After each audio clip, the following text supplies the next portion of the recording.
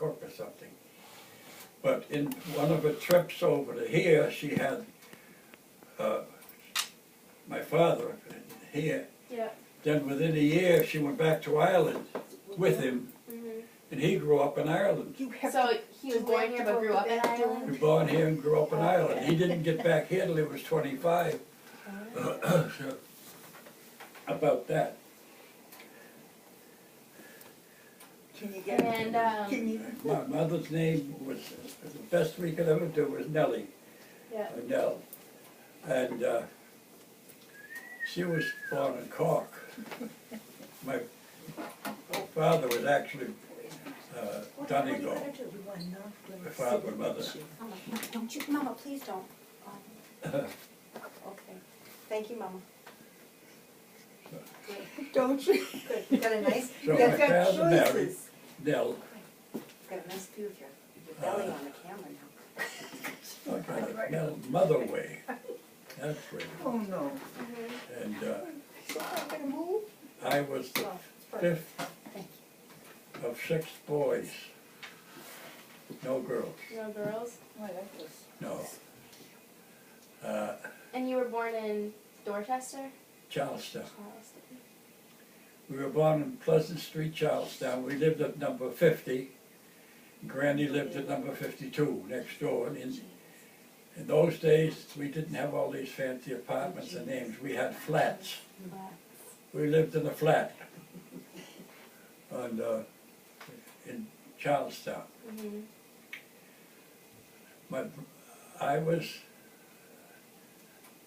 My brother Robert was number 4, and he caught cold at a young age. He was about 15, and he died of pneumonia. So, When he was a teenager? 15 years old? well, before that, my mother died. My mother died when I was about 4. She's gonna be confused. So, You know something.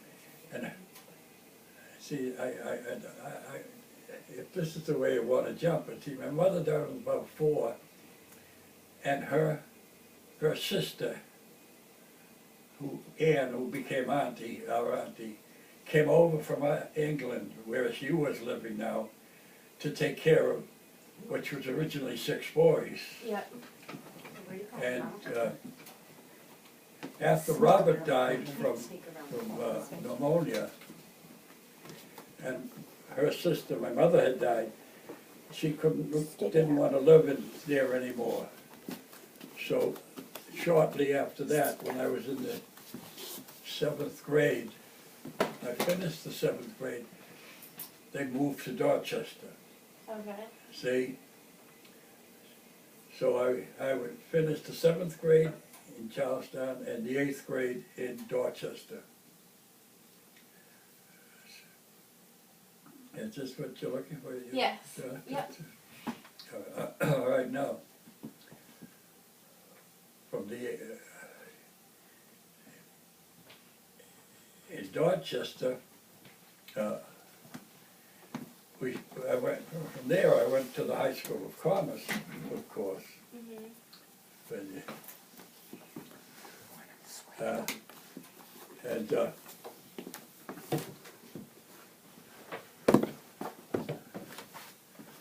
I graduated in 1941. Yep. Is there anything more you want on that? So what was it after you graduated? Did you like get a job right away? Like, what job was it? Pretty soon, yeah. Before I left the High School of Commerce, now it's in the 4th year, they used to find jobs for seniors, and I got a job with an outfit called Hathaway Patterson that had lumber, and they had electrical equipment parts and stuff. And they were in Concord. See, and originally I used to have to travel from Dorchester to Concord, back, and work 44 hours a week for $10. Wow. That's crazy. How did you travel from Dorchester to Concord? Oh, in those days it was the BERY, run by the BERY, Boston Elevated Railway, was run by one man named Dana. And he ran the whole damn show. And you can go any place for a dime. So in Dorchester, I'd get a bus to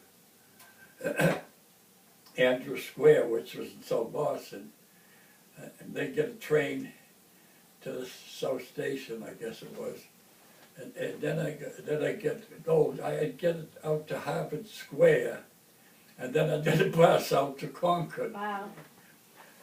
But after about a year, something happened. His lease was up or something, and he moved. The whole outfit moved back to Boston, in a place back of City Hospital.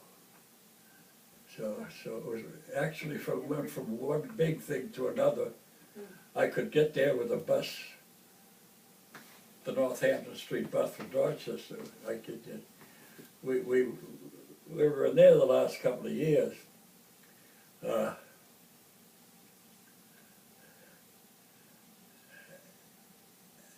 And 40,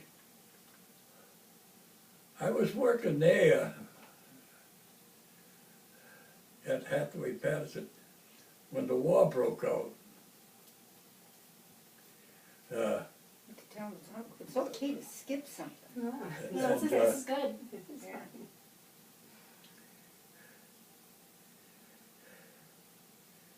and I went from, first of all, myself and 4 other guys tried to join the Army, and I was turned down. And I really didn't know why, but it was because of the right ear. Oh, okay. So for your hearing, you couldn't join? Because of your hearing, you couldn't join? No, it turned out to be a busted eardrum, but I didn't know it. Yeah. But if we can stop a second, but You want to tell her how your eardrum got busted? well, I left out, I didn't know what you want. When I was a youngster in Charlestown playing on the streets around 8 or 9, I was hit by a car, Oh, wow. see? And the story was, they told me that I broke both headlights and bent the bumper. Oh my gosh. And I don't know whether they're teasing me or what, but they called me Ironhead after that. And they took me to the Haymarket relief station, something they called it. It was a hospital like. And they didn't find anything wrong. But as the years went by, I had all these problems with my ears. My ear would be runny. I'd get car sick. I couldn't go in the robo. I couldn't go in a car. It was a strange illness all the time. Yep. And I'd be jumping ahead of myself if I told you that it wasn't until I made it. Well, I'll get to it. All right. I think I will. When I'm born. Well, if we do everything in chronological order, we'll be here for 90-odd years. So it's okay to skip around a little. Well, I was working for Hathaway Patterson. Well, then I got turned down. I had been turned down for the service. And I went to work for the Army Navy Electronics Production Expediting Agency. Oh, my. Wow. The Army Navy, what did I say? I don't know, but we have it recorded. In the Park Square building, see, and up on the 5th floor. I was in there as sort of an office boy. because going to high school at the High School of Commerce was not a, was just something that we went there because that's where my brother Jim went, not because I went there because it suited me. I should never have been there, but I think they give you shorthand and typing. And so anyway, I'm now working in the Park Square building. And I worked there for a year or two, and whatever it was, the war was going on. And there was a lieutenant in charge of the office. And I didn't know about the year. I was still befuddled, but the year thing. But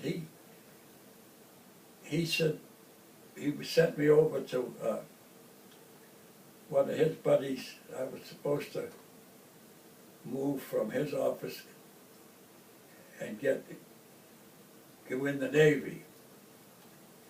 And I was supposed to go in as a warrant officer or something. It was, they offered me a pretty good job. And all I had to do was to take the physical. And when I took the physical, I failed again. And it was the ear. Now I was aware that I had a busted eardrum. And they were afraid that they wouldn't let me near any place that'd be warfare, where bombs exploding or anything. That supposedly would kill me or something. Yeah.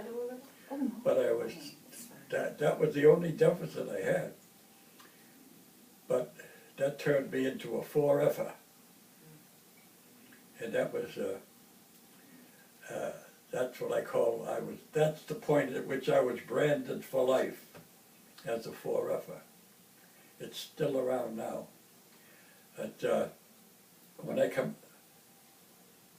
I was turned down that day for the job in the Navy, I didn't go back to work there. What I first did was I went on a 3-day drunk, a 3-day tote. Great, you see, he has a memory. That's what I No, did. maybe not of what he did on those 3 days. No, I wouldn't know that. But then, instead of I had no job now, but I was going to join the Merchant Marine. But anyway,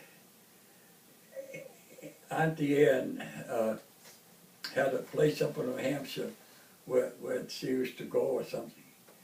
Well, anyway, she called up, and they needed somebody to work the farm up there. I never knew when it was you were at this farm. Now I know. Now you You're know. at- I know. So I went up, I came off of the tree, and I know shortly afterwards I landed up in Fred Tagg's farm up in New Hampshire. And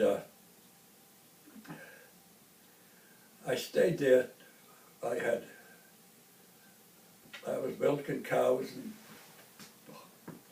cleaning, felling trees, and I had a team of horses, and I was using the horses. And I was up there for about 3 months before I come back. And then I got a job with Railway Express. So this is the way you want to go along, right? As if I can keep you.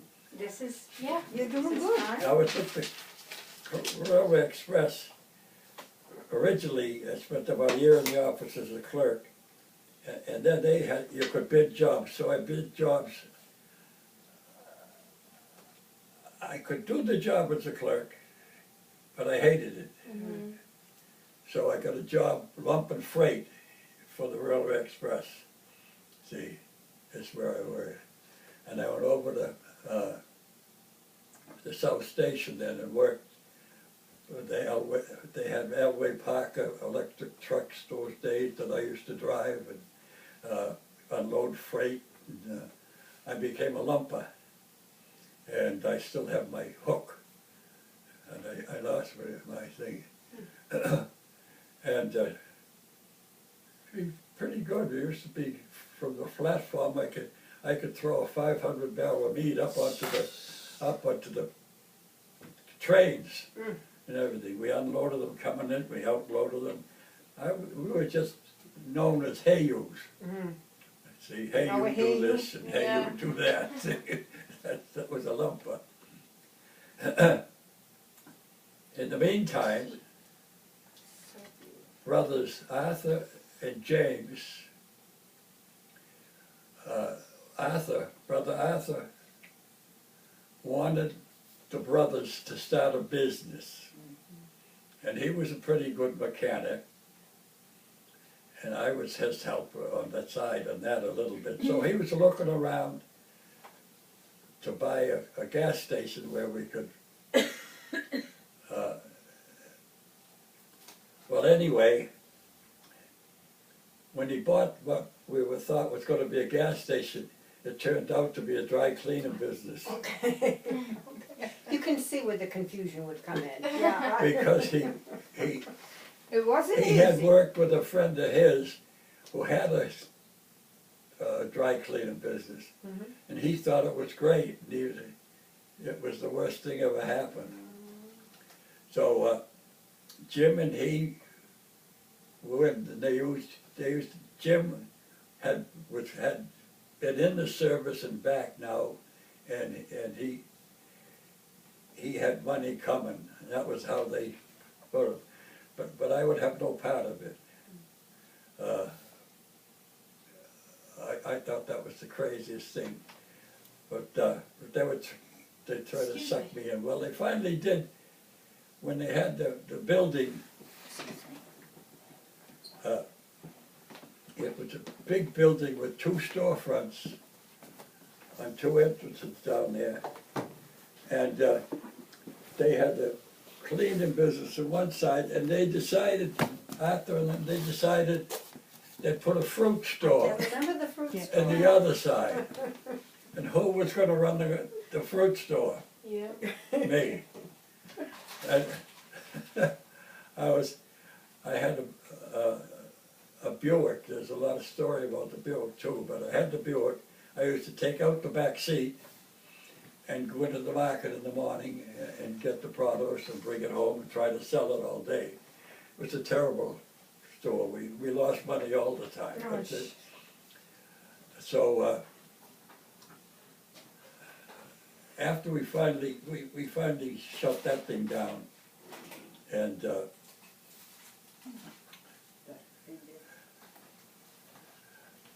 I forget how the thing is, because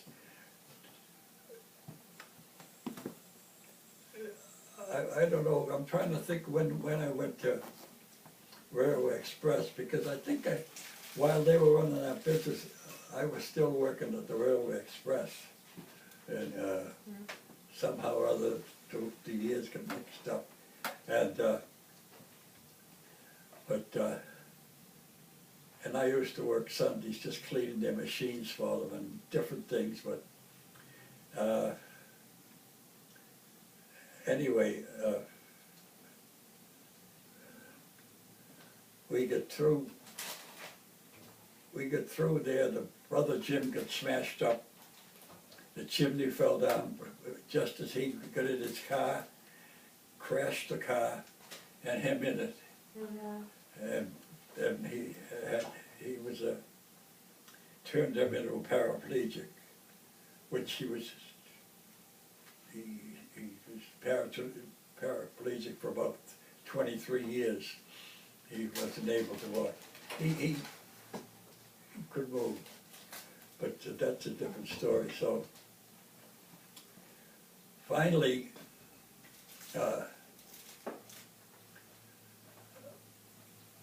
I don't know where the line came that I was gonna, it had to be around 1950 or 51, that I was intended to join the Merchant Marines. I actually filled out some forms and it was all set. And Pat McDonough, a friend of mine who worked for the Edison, and he used to bartend on weekends nights, and that's where I'd be seeing Pat, you know. We had, Thank you. so, No, okay. Just in case. so he suggested to me, why don't I make an application out for the Edison before you go on a boat, he said. And then go on your merchant marine trip, and when you come back, you can check up and see if you're on the list and get a job with the Edison. So that sounded all right to me. So the following week, I went down to see the guy at the Edison. Henry Stevenson, his name was. How about that? That just came to me. Yeah. I went to see Henry Stevenson to fill out an application, and he said, "Who recommended you?" And I told him, Pat McDonough. And he recognized that I knew him because he spelled his name Donagh. He says, "You know Pat?" I said, "Yeah, we play cards once a week nights." So he said, "Do you really want this job?" I had to say yes. Well, he said, "Take a physical for Friday and go to work Monday." Wow. Oh, there goes the merchant marine. Now, this was in 1951, I think, Yeah. that I started my career as it was in the Edison. That's how I got in, and I went in as a stockman. So, and the Edison had been unionized, and the jobs were, any job openings were posted on the bulletin boards, and you had a crack at bidding on them before they hired somebody from the street, so-called, somebody outside. So I didn't think I was going to be a stockman for life, so I bid off a job after about a year in the survey layout division of the Edison. You wouldn't even know they had a survey division, but they did. They had about 40 people working in it. So I went in the survey layout division. Originally it was in, so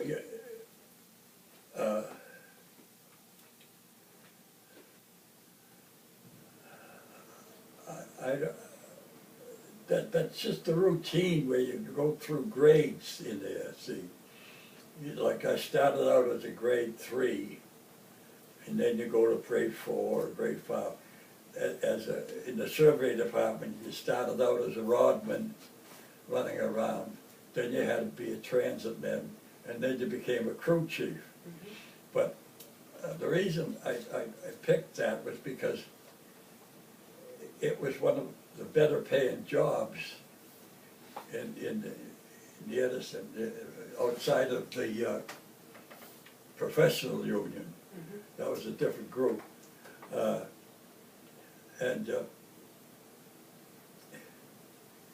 And you couldn't be forced to work overtime. If I had taken one of the working men's jobs,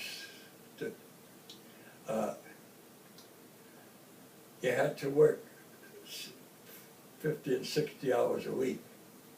And you actually they had an ask-off board. You'd have to ask off to get a day off to get Saturdays. But they, I don't know, that's another story, but I didn't want any part of that. I wanted a job where I got a week's pay for 40 hours. I didn't mind working overtime once in a while for next, but not every week. So I stayed in, and I started out as the rodman, and then the transit man, and then the crew chief. And You can skip a couple. yeah, well, I don't. Is this No, what this is you- good, yeah. I mean, yeah. Well, this is good, because this brings you up to the Edison where you spent the next 35 years. 35 years in various capacities. Yeah. So that's right. And someplace in there you married your lovely bride. Yes. Yeah, well, it was in well, today, we have places to go and things to do that they don't do today. And it's because, I don't know, well, let's not get into that, but we used to go up the Elms on weekends and go here and go there. And it was a New Year's Eve party at the Elms up around, it had to be a couple of years before 61, it had to be like 58 or 59, that the New Year's party, where I met a girl who almost tore my head off when she met me. And so this required that when the party started, I had to have a dance with her. And we're still dancing. See, who the hell do you think you are? Wow! There was an episode of, they came up with her girlfriends, and somehow their girlfriends' seats were moved and other people were in them, other girls were in them. And I was blamed for moving them. Oh. Yeah, they never proved me guilty. Changing the seating card so you end up beside Mama, is that what you did? Well, No, the whole table was changed. Huh? The whole table. The whole table was changed. there was, so anyway, that's where I met your, That's when the fun of his life began. I think the second time I met her, she broke her ankle on a ski slope. Again, it was up the Elm, so. Yeah. And then back at home, the City Club used to run dances every week, every Friday night, down in Boston. That was Down there. So, you know, there was activity like today, they don't do anything. And we'd have the dance every Friday night. And then we'd end up renting cottages down the Cape, see? And without getting into detail, I ended up with a group of 11 guys that would rent a cottage down the Cape. See, originally we went down to Hyannis, but we get sick of that quick because it was all young kids down there, and we were a little older, you know.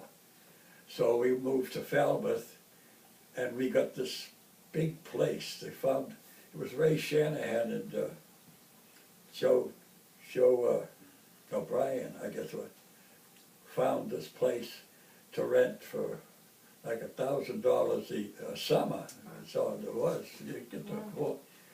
So 11 of us used to meet up Gusty's every Thursday night, and everybody throw in $10. See, every week. And by the time when the summer came around, we had the money to rent the cottage. So, and the cottage became known as the monastery. It became quite famous in local area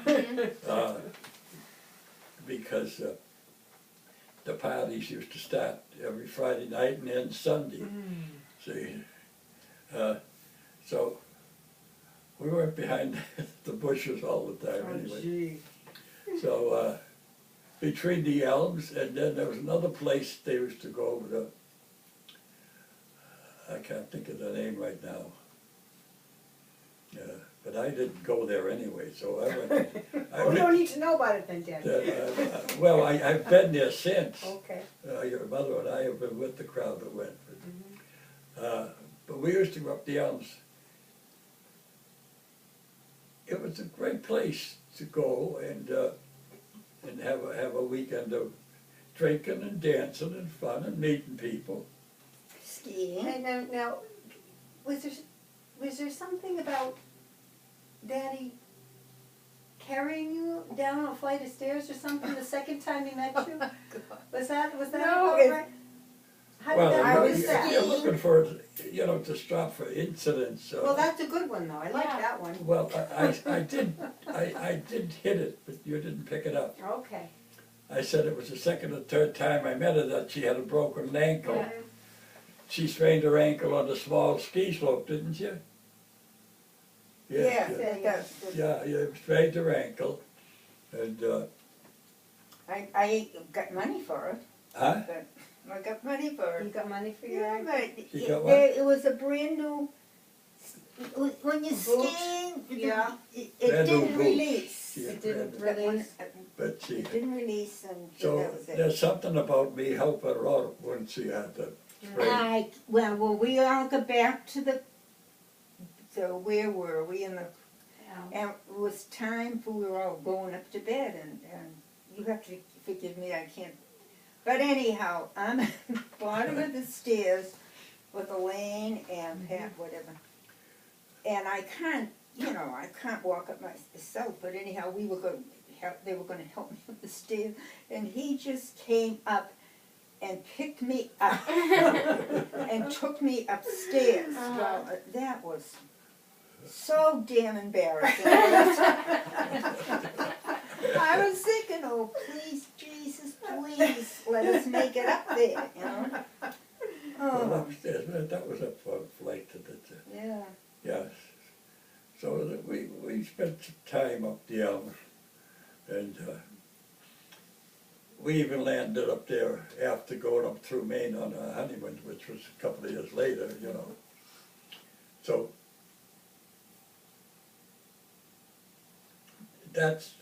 we would go to the Alps in the winter weather, and then it had to be around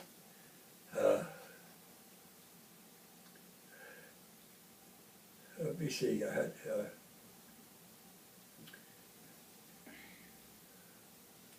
if you do it backwards, we married in '61, Yes, sir.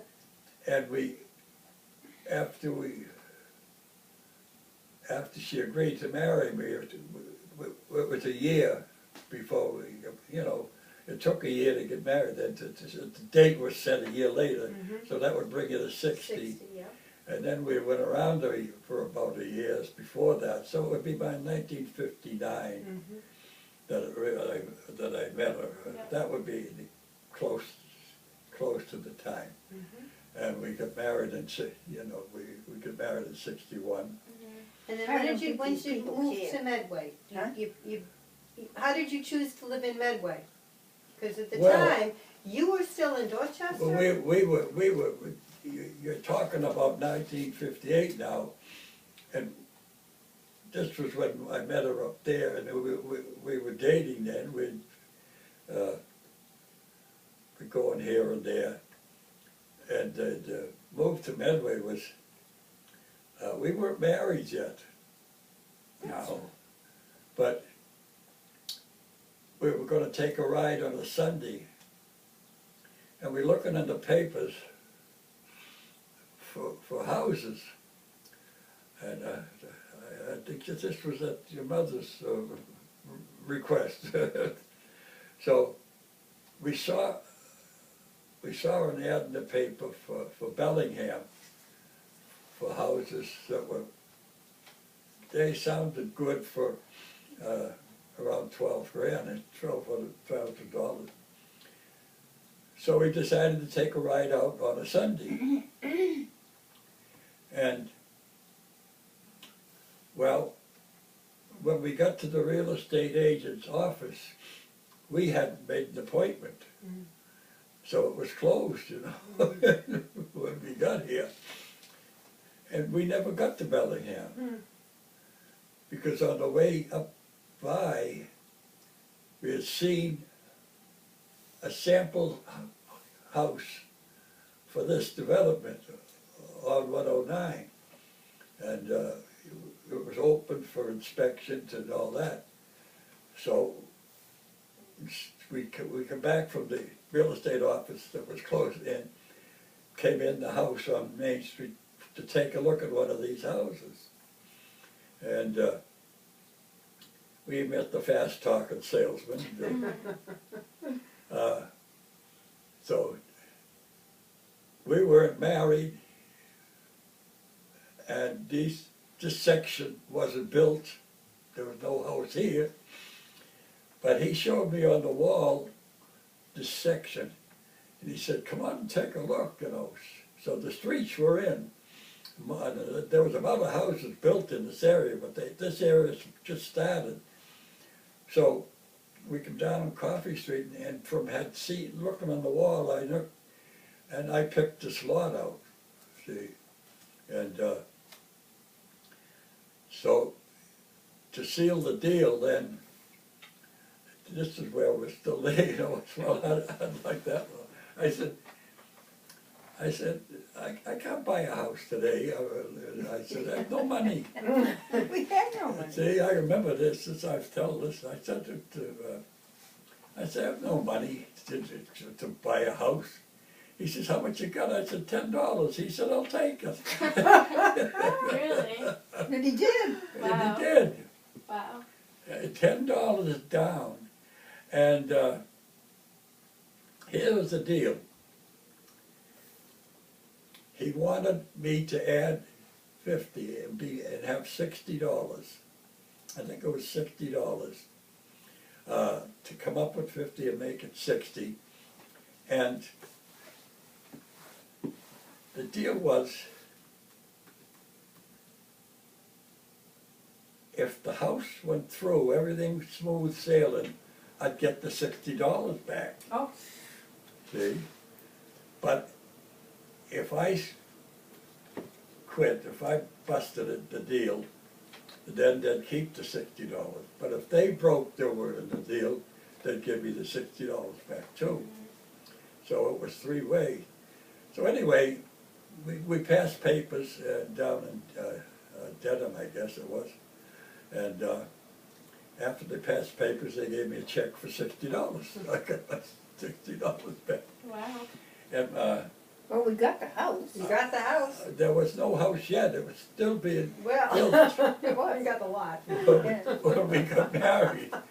We got married in September, but we had to stay with her father and Anna for a couple of weeks until it was finished. It was under construction by now, of course, and it was finished, I believe, in November. So I think we actually moved in. But there was one episode before we moved in. And that'll be it, honey. You won't The have to episode write was- anymore. No, it's okay. When the house was being built, and it was built, and we came in, and we ordered a refrigerator. And the refrigerator, we ordered it, I kind of the details, it was supposed to be delivered, but it didn't get delivered. So I called them, and they said, we delivered it without such and such. I said, I don't know where it landed, but it's not here, you know. And sure enough, they had put it on a truck. The driver was going to come the next day, but he parked overnight in Chelsea. That's where he came from. The thing was gone off the truck. So that held us up a day or two. They had to give us another refrigerator. But it was an incident on the way. And so the first month we lived here, they didn't even charge us the fee. But the rent was supposed to be $100 a month. Rent or mortgage? Did you Huh? rent or mortgage, though, Daddy? Mortgage, yeah. Yeah, But yeah. I was so used to paying rent. Okay. But the mortgage was supposed to be $100 a month, and I was a little upset with them because it came out to be $110. Oh, yeah, well, it's 10% over, you know. But it was too late, I couldn't back out then. So we ended up paying $14,200 for this house. Wow. And right now it's assessed for $270 or something like that. Wow. So It's a big Anyhow, difference. you did from- good. Good return on It's a investment. good That's- house. Yeah, it's a good house. It's a little different from that. Yeah. But, to get back to, where was I? We swung off onto this, didn't we? We did. Haley, Yeah. how's your list of questions? Are we hitting the yeah. main things you need? Is there any direction we haven't hit that I you don't wanna think, I know? don't remember the question you asked. It's basically, it's not even questions really, it's basically just your life, so you're doing a great job. The, What was that? well, the thing with the Edison, to get back to the Edison, when I transferred from the stock room to Good. the survey and layout group, I moved from, as I said, rodman to transitman to crew chief, and then I moved to checker, which was the highest job they had. But back in the late '70s, I had been working in the field now and learning to be a surveyor. So they had a She wants to get home. it was the same time that they were inventing calculators. We had the old Monroe adding machines and calculators that, hey, you had to know how to operate them things. And then they were coming up with calculators. Anything And, you wanna do. It had something to do with me, but anyway, it lit a fire under me that pretty soon it would, we were using logs to do problems in those days, logarithms. So I decided, well, shall I tell them about Tom? Should I get, as a surveyor, and this guy, one of the works with us, with Bob Nelson, he was trying to start his own business, working Saturdays. And I used to work with him once in a while on a Saturday. See,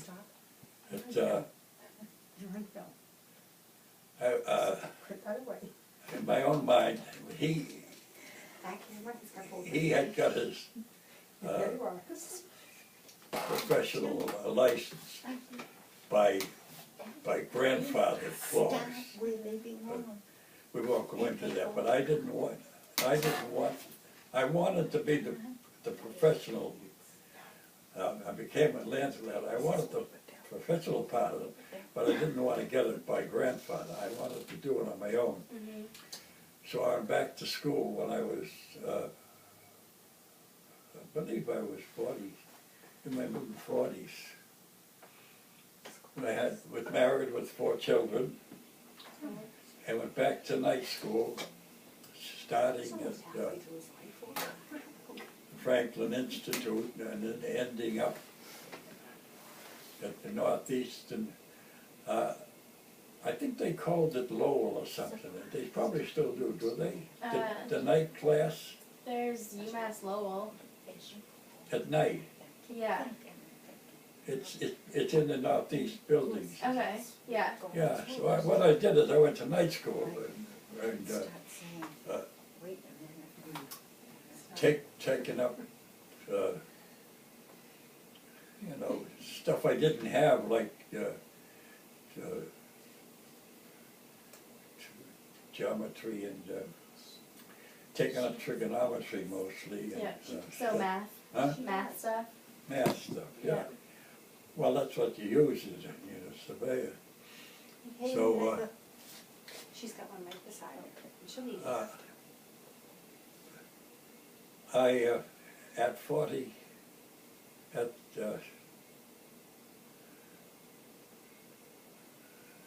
if I guess I was 47 or 48, I was looking at that, I had a note on that.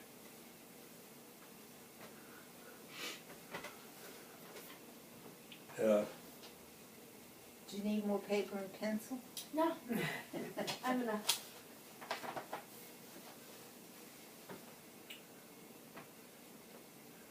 I had notes in there.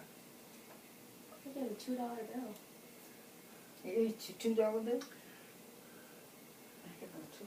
I went back to school in 1970 at the age of 46. At 1971, I took the exam and I got hung up on one problem, and I flunked it.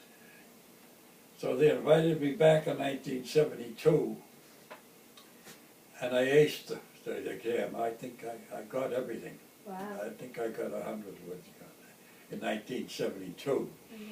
And then I have a note here, Joe is 49.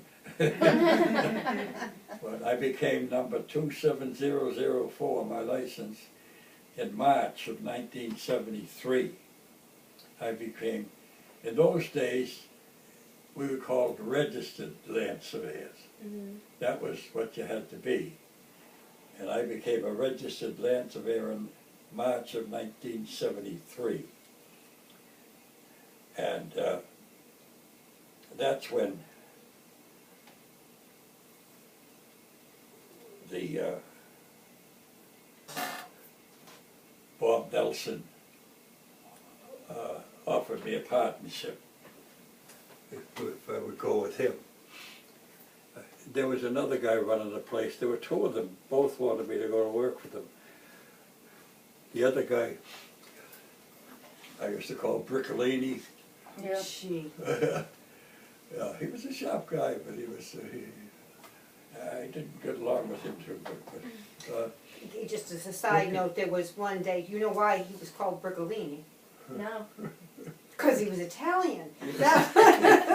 And so there was a day, Aunt Annie and I were down at Friendly's, and we're finishing out our shift, and we're doing our thing with our tips, and we've got to get going because we've got to get home and clean the house because Mr. Briccolini's coming for dinner. And there's Monty, who later we learned was stealing us blind from our tips, but at the time, she was Monta something, something, something very Italian herself. So she knew that was no man's real name. But Annie and I had no idea.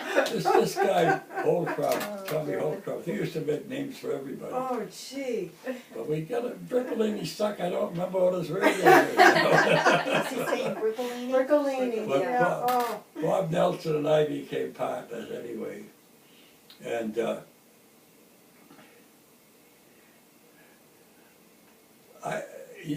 working for the Edison now, I had reached the top job as far as my division goes. I was now a checker. That I had to look over other people's work and make sure they did everything right. You became a checker. Now I had my license, and then Bob and I were working Saturdays. And at that time, a good year's salary for some ordinary person was $40,000 in those days, and Bob and I were in that 40,000 range, and we grossed, working Saturdays, we grossed 80,000. Wow. So They had their rights. we were doing all right. Doing all right. Working Saturdays and every single night So was after this dinner. at the Every Edison? single night. So they had the day job during the Edison. Then on the weekend, they'd do their side jobs. They'd go out and measure different properties. In the And then snow. every single night, when he'd come home from Edison after supper, he'd go downstairs and he'd draw the plans. Well, So that you came a worked. little later. All right, well, Oh, no, Yeah, they did. but that's what I remember. Yeah, okay. That it You're wasn't- right. We started out Yeah, staking out lots for fences and Yeah. things. See, so we started out the two of us lot staking, and then this company that Dick Bassiolik was working on, one of them lawyers got a hold of us to do a mortgage inspection plan. Yeah. We didn't know what a mortgage inspection plan was for country, but we found out, and we started doing mortgages.